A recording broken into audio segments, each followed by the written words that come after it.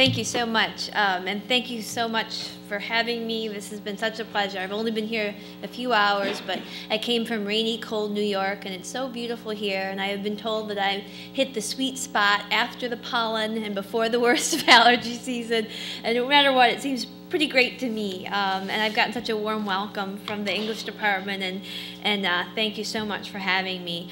I'm just going to talk a little bit about where my writing comes from, which is always sort of an impossible question, really.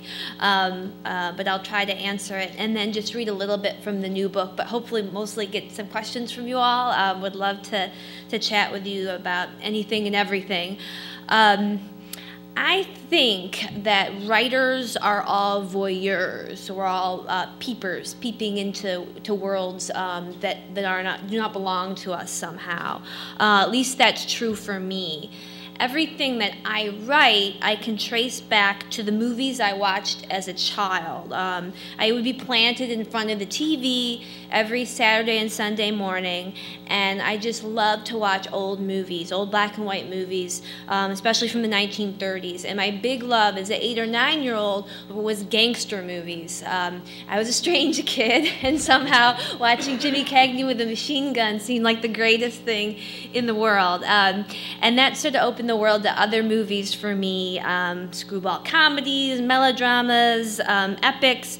But where I really found my true love was a particular brand of crime movies from the 1940s and 50s that were dubbed film noir. They presented this sort of seedily glamorous world of tough guys, femme fatales, you know, these sort of lethal women, nightclubs, the mean streets, and these sort of feelings that were portrayed really intensely of desperation, doomed passion, this kind of fatalistic loneliness in a world gone wrong. But most of all, they presented a world that was so much larger than life. And everything seemed to be divided between, you know, upstanding, law-abiding society, the straight life, and then this dark underneath that was always beckoning. And in these movies, everybody was always a slave to their desires, lust, envy, greed, revenge. And they must, you know, the idea was that you have to defeat them or they will consume you. And usually in noir, they do consume you.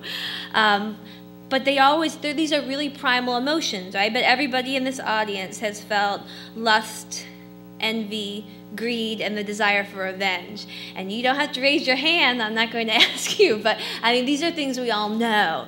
And I think that was the thing I was responding to in those movies and that we all respond to. So watching them as a 10, 11-year-old kid, it was sort of, to me, felt like I was peeking through a window or peering behind this sort of velvet curtain and seeing this exotic world. I thought, this is what adult life is like. Maybe not exactly, but that's what I thought. And I wanted in, you know, this is what I wanted. It was just really different from I grew up in this quiet suburb in Michigan, a real Midwestern girl, and a real sort of limited world, and this was so exotic and glamorous, and, you know, and it just seemed like, wow, I've got to grow up so I can do this. So these movies became the kind of creative foundation for me, and they formed this world I wanted to enter, and writing became my way of entering that world. So because of this foundation, the first 4 novels that I wrote were all set in those time periods, the 1930s, 40s, and 50s, the heyday of film noir. And they're all about characters who either live in or take a walk on the wild side, and generally pay for it, always pay for it. And that gave me an excuse to sort of dive into that world in other ways too. So researching it from looking at old magazines, tabloid newspapers. I would collect, you know, cocktail napkins and menus from bars from 1946, and just sort of drop myself into the era. And also, in homage to that tradition, I wrote the books in this style, this sort of heightened style of the period. and then very heightened landscapes, filled with sort of dark glamour and high stakes, and the risk of always losing everything but being unable to stop yourself. And especially the experiences of women in that world. Generally in film noir and in the books that are also part of that tradition, women generally fall into a couple categories. They're either the lethal woman that entices the man to his doom, or they're the victim of a crime, or they're that woman that we still see this in movies, who's the wife of the cop who says, why don't you spend any time with me and Billy? Why are you always working on that case? And that's about sort of all the part that she gets. So there were not really many other female characters in these books and films. So one of the reasons I wanted to write these books was sort of to make real complicated women and drop them in that world. And they're just as damaged as the men. So that was sort of my first 4 books, but tonight I'm going to read from something new, the book that comes out this summer, and it's my first near contemporary novel. It's set in the suburbs in the 1980s. When I wrote it, I kept telling my editor that it was a contemporary novel, and then she informed me that the 1980s was not a contemporary novel, it was a period novel, and I felt so old. I wanted to bury my head in the sand. So this is a period novel set in the 1980s. It's about a young girl who disappears, and it's told from the point of view of her 13-year-old best friend. And making this shift was at first very hard. I didn't know if I could adapt my writing style, which is so influenced by noir, to this really sort of heightened style, to this new setting and period. How would it work? Was one of the reasons I'd always written period fiction, is that I didn't want to write about my world. My life is not that interesting. I get on the subway, I go to work, I go to Starbucks, I don't want to write about that. So at first I thought, am I going to be able to do this? But then I just had this revelation in having a 13-year-old narrator that for most 13-year-old girls, life is noir. It's all about sex and terror and longing and confusion. Everything feels big and frightening and thrilling. The stakes feel dramatically high. Everything feels precarious. It's sort of a time of heightened everything. So the story just basically is, I was sort of interested, and I don't know if you all know this experience, but I think we've all known a family like this, maybe especially when we were kids. It's one of those magical families in your neighborhood that they seem so perfect. They have this kind of glow, and you just wish you lived in their house. Their house looks nicer. The parents, my mom is not, yelling at me. That mom never yells at her, and the father's really handsome, and the brother's this football player. They're just so perfect. And you just look at them and you think, why can't that family be mine? So this is sort of about one of those families and what they might be like from the inside.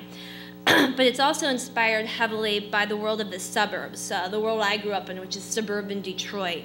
And I really drew on my sense memory of life in the suburbs in the 70s and 80s, the way neighborhoods would be structured around 4th of July parties, barbecues, kids crossing through backyards, peeping in windows, learning about the sort of dark beauty of the world through screen doors, the way sound travels. This is before everything was air conditioned. Now everything is sort of sealed up. Maybe here, probably air conditioning was pervasive much sooner. But in Michigan, where it doesn't get that hot, there was no air conditioning, and no one had it when I was a kid. So in the summer, everything was open. The windows were open, the doors were open, so you could hear things, and it was sort of a peek into the adult world, what's going on. So there was a sense of everything being hidden because it's the suburbs and everyone wants to hide their secrets, but also everything was exposed. And it's also inspired by my memory of actually being 13. And there's this saying that, all of us are sort of arrested at some age. And for me, I'm a little embarrassed to say 13 feels really true to me all the time. this sense of being on the cusp of having this sort of driving curiosity and the sense of wonder, but still not knowing precisely what it is on the other side, what I'm getting myself into. So that age 13 is so much on the verge. You're so much on the verge at that age. There's a kind of yearning, and it's also the moment before, at least in my day, it was the moment before everything changes. When you get the knowledge, when you take the apple, and you can't go back. So I'm going to read just the first short chapter of the book, just to give you a flavor of it. And then hopefully we can talk a little. She, light streaky out of the corner of my eye. It's that game, the one called Bloody Murder, the name itself sending tingly nerves shooting buckshot in my belly, my gut, or wherever nerves may be. It's so late and we shouldn't be out at all, but we don't care. Voices pitchy, giddy, raving, we're all chanting that deathly chant that twists knife-like in the ear of the appointed victim. 1 o'clock, 2 o'clock, 3 o'clock, 4 o'clock, 5 o'clock, and it's Evie. She's it. Lost at Choosies, and now it will be her doom. But she's a good hider, the best I've ever seen, and I predict wild surprises. Expect to find her rolled under a saggy front porch or buried under 3 inches of dirt in Mom's own frilly flower bed. 6 o'clock, 7 o'clock, 8 o'clock, 9 o'clock, the cruel death trill we intone, such monsters we. 10 o'clock, 11 o'clock, 12 o'clock, midnight, bloody murder. We all scream, our voices cruel and insane, and we scatter fast like fireflies all aspread. I love the sound of our keds slamming on the asphalt, the poured concrete. There are 5, maybe 10 of us, and we're all playing, and the street lamps promise safety, but for how long? Oh, Evie, I see you there, 20 yards ahead, your peach terry cloth shorts twitching as you run so fast, as you whip your head around that dark curtain of hair tugging in your mouth open, shouting, screaming even. It's a game of horrors, and it's the thing pounding in my chest, and I can't stop it. I see you, Evie. You're just a few feet from the Fahey's chimney, from home base. Oh, it's the greatest game of all, and Evie is sure to win. You might make it, Evie. You might. My heart is bursting. It's bursting. It was a long ago, a centuries ago, it seems like, a quivering mirage of a 13-year-old summer, like a million other girls' summers, were it not for Evie, were it not for Evie's thumping heart and all those twisting things untwisting. There I am at the Verver house, all elbows and freckled jaw and heels of hands rubbed raw on the gritty late summer grass, a boy girl like Evie, and nothing like her sister Dusty, a deeply glamorous 17. A movie star in halter tops and eyelet and clacking Dr. Scholl's, eyelashes like gold foil, eyes the color of watermelon rind, and a soft, curvy body, always shiny-lipped and bright white teeth, lips smacked, flash of tongue, lashes bristling, color high and surging up her cheeks. A moment alone and I would steal a peek in Dusty's bedroom, clogged with the cotton smell of baby powder and lip gloss and hands wet with hairspray. Her bed was a big pink cake with faintly soiled flounces, and her floor dappled with the tops of nail polish bottles, with plastic-backed brushes heavy with hair, daisy-dappled underwear curled up like pipe cleaner, jeans inside out, the powdery socks still in them, folded up notes from all her rabid boyfriends, shiny tampon wrappers caught in the edge of the bedspread where it hit the mint green carpet. It seemed like Dusty was forever cleaning the room, but even she herself could not stop the constant effervescing explosions of girl. Alongside such ecstatic pink loveliness, Evie and I, we were all snips and snails, and when permitted into her candied interior, we were like furtive intruders. You see, knowing Evie so well, knowing her bone deep, it meant knowing her whole family, knowing the books they kept on their living room shelf, The Little Drummer Girl, Better Homes and Gardens Cookbook, Lonesome Dove, the banana bark chair in the living room and the way it felt under your fingers, the rose milk lotion on Mrs. Verver's dressing table. I wanted to sink my face into it. I couldn't remember a time when I wasn't skittering down their carpeted steps, darting around the dining room table, jumping on Mr. and Mrs. Verver's queen-size bed. There were other things to know, too, secrets so exciting they were shared only in hushed giggles under the rippling flannel of sleeping bags. Did you know, Evie whispers and tells me that Dusty is named after the singer whose albums her parents played 16 times the night she was conceived.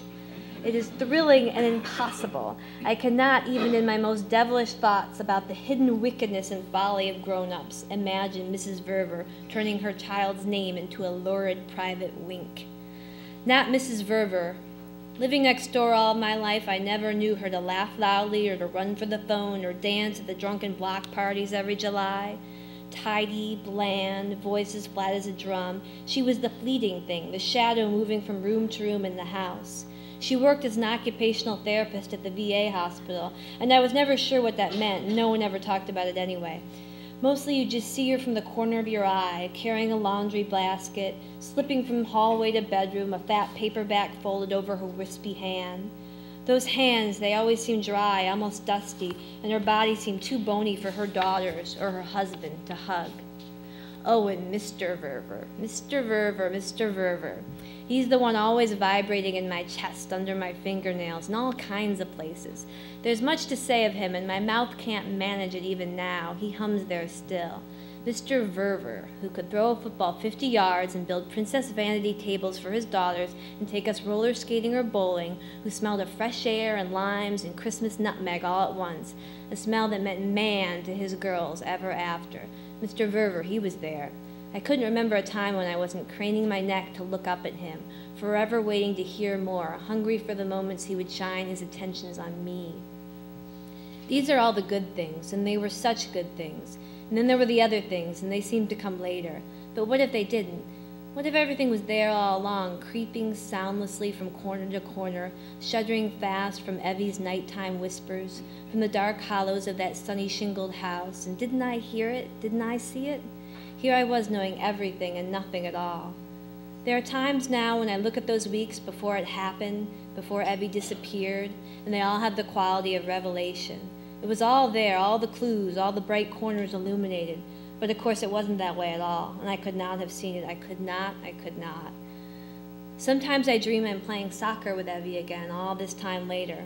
First I'm alone on the field. It's all green-black, and I'm knocking the ball around my feet, my round little legs beneath me, my funny little 13-year-old body, compact and strange, bruise on my sky, scab on my knee, ink on my hand from doodling in class, wisped hair pressed by cool girly sweat onto my forehead, arms like short spindles and stubby fingers protruding, barely buds under my shiny green V-neck jersey.